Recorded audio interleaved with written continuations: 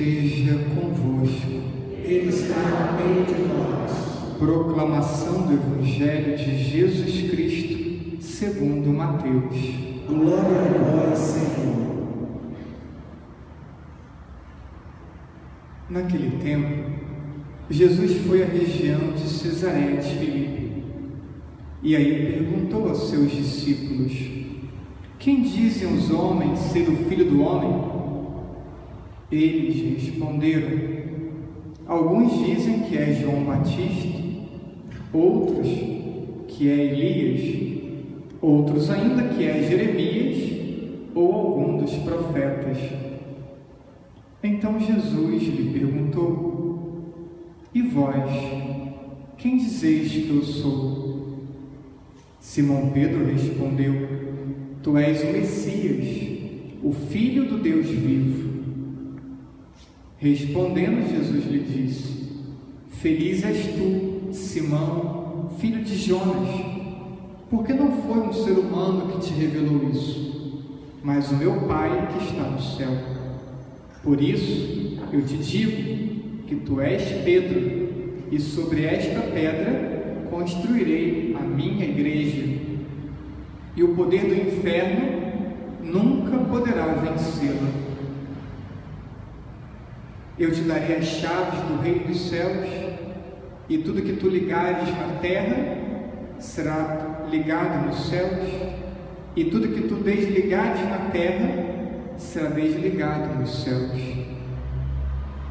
Jesus então ordenou aos discípulos que não dissessem a ninguém que ele era o Messias. Palavra da salvação. Glória a vós, Senhor.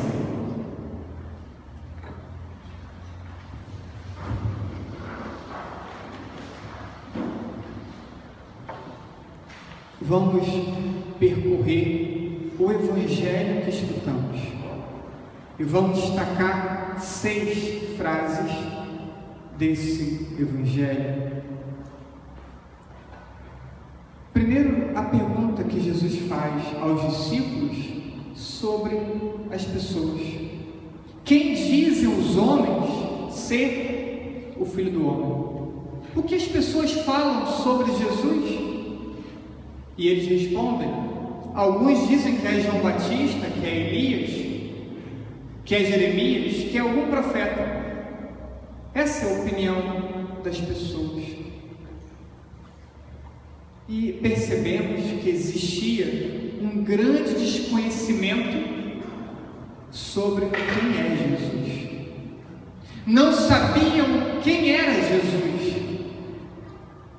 Então, Jesus pergunta aos discípulos: e para vós? E para vocês que me seguem, que me acompanham, que presenciam minhas ações e minhas palavras, para vós, quem eu sou? E Pedro, então, toma a palavra e responde: és o Messias, o Filho de Deus. E acerta a resposta, mas não é uma resposta humana, não uma resposta alcançada com a sua capacidade humana, e o próprio Jesus disse isso, foi o Pai que lhe revelou. É uma resposta de fé, e por ser uma resposta de fé, por uma revelação de Deus, precisa ser assimilada na oração. Pedro respondeu acertadamente, porque o Pai lhe revelou então em oração. Papa Bento, refletindo esse mesmo Evangelho, disse, como que nos convidando, você e eu, dizei-lhe: Jesus, eu sei que tu és o Filho de Deus, que destes a tua vida por mim. Quero seguir-te fielmente e deixar-me guiar pela tua palavra. Tu conheces e amas-me. Eu confio em ti e coloco em tuas mãos a minha vida inteira. Quero que sejas a força que me sustente. O Papa nos convida a também nós professarmos nossa fé em Cristo como Messias, em Cristo como Filho de Deus, como fez Pedro. E em seguida, então, Jesus diz a Pedro: feliz és tu, Simão, filho de Jonas. Saber quem Jesus é possibilita relacionar-se adequadamente com Ele. Pense um instante. Quando conhecemos alguém, já vamos logo revelando a essa pessoa os nossos segredos, as nossas inquietações internas. Vamos contando para a pessoa que nós somos de verdade? Não. Isso é um caminho de tempo, de confiança. Se eu não gerar confiança na pessoa, se eu não tiver confiança na pessoa, eu não me mostro a pessoa. E se eu não me mostro, se a pessoa não se mostra, essa relação é profunda? Não, é superficial. Então, se não soubermos quem é Jesus, não seremos capazes de ter uma relação adequada e profunda com Ele. E Jesus então diz para Pedro: feliz és tu, porque sabe quem eu sou, e por isso pode então se relacionar com Jesus com respeito, com confiança e com abandono. Se olharmos para a nossa vida de fé e percebermos que temos dificuldade de confiar em Deus, estamos em meio a um momento difícil, nossa confiança ficou abalada ou não, tantos outros momentos difíceis já vivemos, nossa confiança fica abalada ou não, temos a capacidade de nos abandonarmos em Deus, nos entregarmos a Ele ou não, vai depender de o conhecê-lo ou não conhecê-lo, de nos relacionarmos adequadamente com Ele ou não. E Pedro consegue. E portanto a relação será íntima, profunda, e isso possibilitará a Pedro a felicidade. E isso pode também nos possibilitar a felicidade. Pode nos possibilitar sermos amigos de Deus.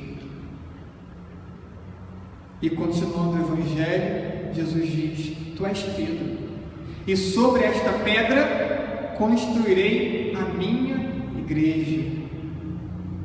E novamente convido a escutar o Papa Bento. A igreja não é uma simples instituição humana, mas está intimamente unida a Deus. O próprio Cristo está unido a ela como sua igreja. Ele diz: minha igreja.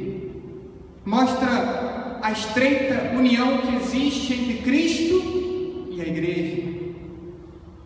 Não se pode separar Cristo da igreja, como não se separa a cabeça e o corpo. A imagem que Paulo usa em 1 Coríntios capítulo 12, a igreja como corpo e Cristo como a cabeça. A igreja, portanto, não vive de si mesma. Não é a nossa humanidade que mantém a igreja, não é a nossa fé que sustenta a igreja. A igreja vive de Cristo, a igreja vive de Deus. Ele está presente no meio dela, lhe dá vida, alimento e fortaleza. E a igreja permanece de pé, porque é mantida, sustentada e alimentada pela graça de Deus. E ainda o Papa continua a nos ensinar sobre a igreja, e eu distribuí mais um parágrafo dele em 4 aspectos. A relação na igreja entre os irmãos de fé. Ter fé é apoiar-se na fé dos teus irmãos e fazer com que a tua fé sirva também de apoio para a fé de outras pessoas. Veja, na igreja, somos chamados a um intercâmbio de fé. Eu vejo que o irmão está fragilizado, eu ajudo o irmão naquele momento em que a fé dele está abalada, enfraquecida. Em algum momento posso eu passar uma situação difícil e alguém vem estender a mão e me auxiliar e me amparar. E na igreja rezamos uns pelas dificuldades dos outros.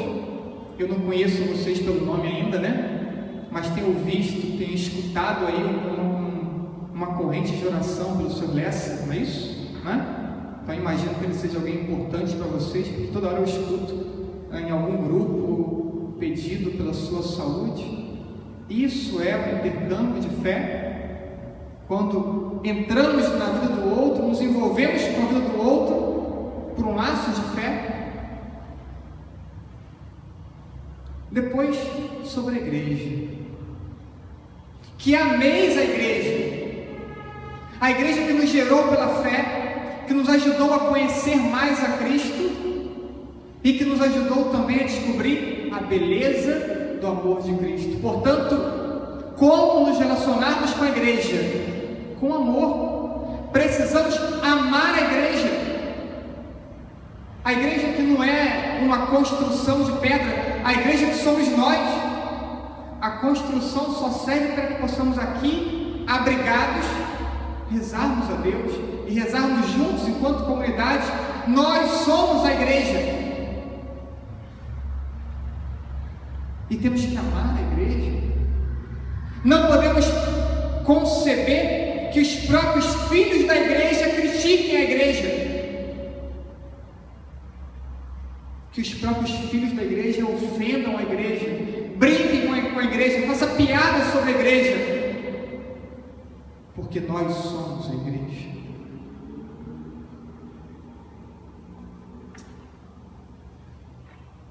Depois o Papa fala que o nosso crescimento na amizade com Cristo passa pela nossa inserção na paróquia. A igreja, ela também compreende essa realidade territorial que vivemos.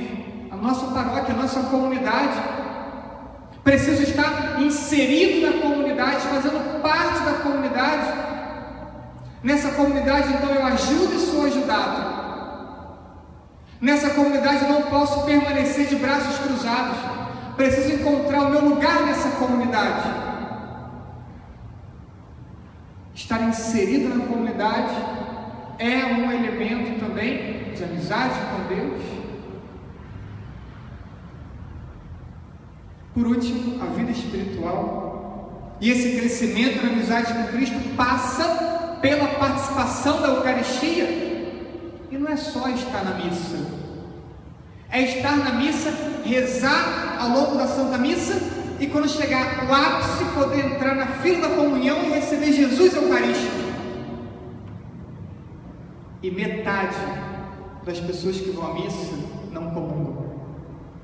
Não é aqui no Barro Vermelho, é aqui, é na Matriz, em qualquer lugar. Metade não comungam. E não quer dizer que a metade que comunga dignamente ainda. Porque muitos entram na fila da comunhão indignamente. Como pensar que vamos alimentar nossa amizade com Cristo se Ele se dá a nós alimento e nós não recebemos? E não recebemos porque fazemos outras escolhas que nos afastam dele.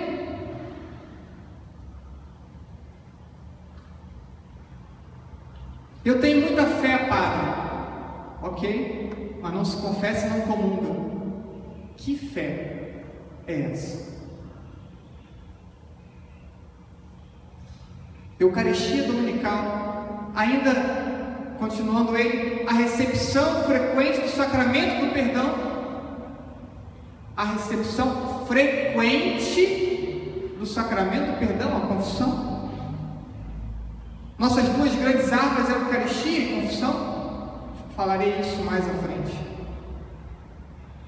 E o cultivo da oração, da meditação da palavra. Quinta frase do Evangelho: o poder do inferno nunca poderá vencê-lo. Nós podemos fazer crescer a igreja, mas nós não podemos destruí-la. E nem o demônio pode destruir a igreja. E por isso passa século e entra século e a igreja está de pé, subsistindo a todo tipo de perseguição. Porque ninguém, e nem o demônio, pode destruir a igreja de Cristo. Jeremias, no capítulo 1, ele recebe a missão do profetismo, e ele então se percebe incapaz, limitado para a missão que recebe. E diz a palavra ainda que o povo e as autoridades irão persegui-lo. Mas Deus diz ao profeta: eu farei de ti uma cidade fortificada. Quando olhamos para Pedro e esse evangelho que escutamos, vemos que Pedro não vai lutar apenas contra o povo e as autoridades. Ele vai lutar contra o poder do inferno, contra o poder do mal. Essa é a luta de Pedro, essa é a luta da igreja, essa é a batalha de cada cristão. Nós não lutamos uns contra os outros, não olhamos para o lado e vemos adversários. Lutamos contra as forças do mal.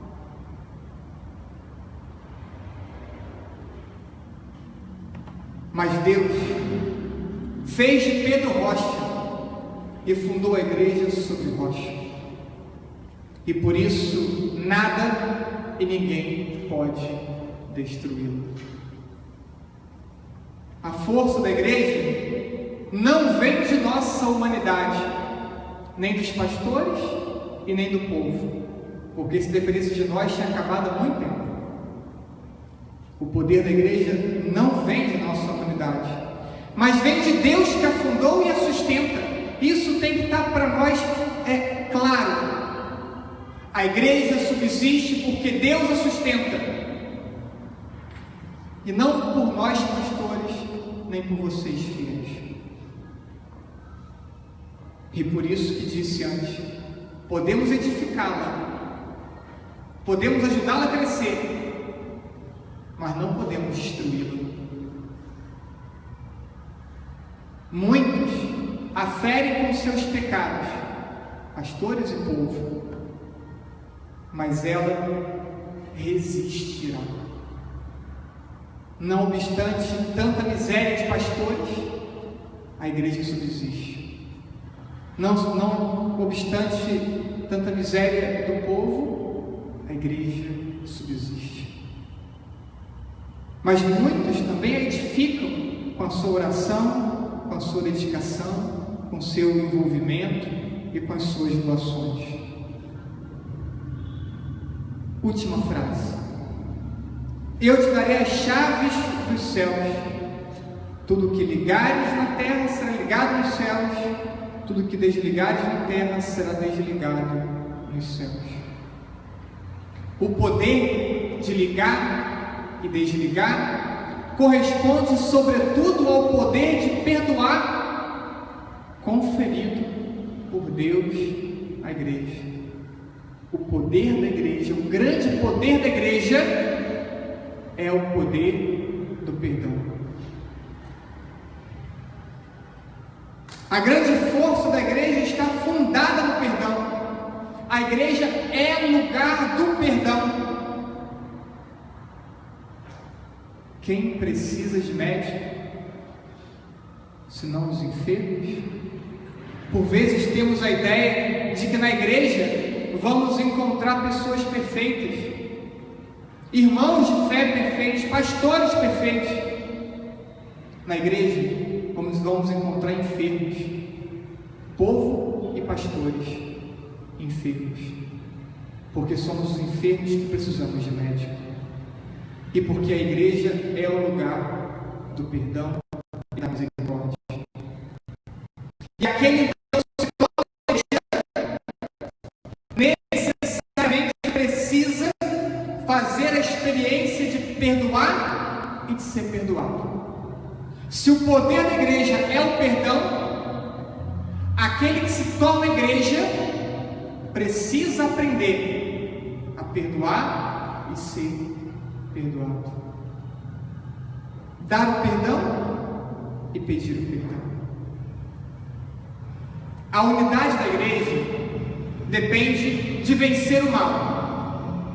O mal, o demônio, divide e separa. Deus une. E como então unimos? Como então vencemos as divisões? Como então vencemos as separações provocadas pelo demônio? Vencemos o mal e o demônio com o perdão e com a comunhão eucarística, que é o corpo de Cristo. Vencemos com o perdão e vencemos com a Eucaristia. Mas quanto nos afastamos do perdão e quanto mais nos afastamos da Eucaristia, vence as forças do mal na nossa vida. Quanto mais eu retenho mágoas, ressentimentos, quanto mais me torno orgulhoso e não aprendo o caminho humilde de pedir perdão, mais vence as forças do mal. Quanto mais me acostumo com a ausência da Eucaristia, mais vencem as forças do mal. E quando isso acontece, a beleza da igreja é ofuscada. A beleza da igreja é ofuscada quando vence o mal na nossa vida. Porque eu sou a igreja. E o mal vai vencendo em boa parte daqueles que são a igreja. E a beleza dela fica ofuscada. Quando nos deparamos com um cristão corrupto, com um pastor corrupto, a beleza da igreja fica ofuscada. Quando lutamos contra o pecado, quando vencemos e perdoamos, e quando pedimos o perdão, e quando nos alimentamos do corpo de Cristo, vencemos o mal, vencemos o demônio, e então transparece a beleza da igreja. Termino. Temos muitas coisas a melhorar na paróquia. Materiais. Temos muitas necessidades materiais na igreja. Mas nada é tão importante quanto você e eu entendermos essa palavra que hoje foi anunciada. Podemos fazer uma lista do que precisa ser melhorado nessa igreja, mas nada tão urgente quanto entendermos essa palavra proclamada. Ame a igreja, lute como igreja contra as forças do mal. Lute com oração, lute com perdão, lute recorrendo ao sacramento da confissão e da Eucaristia.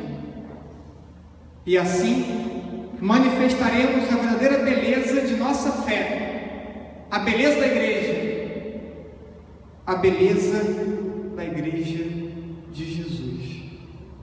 Assim seja.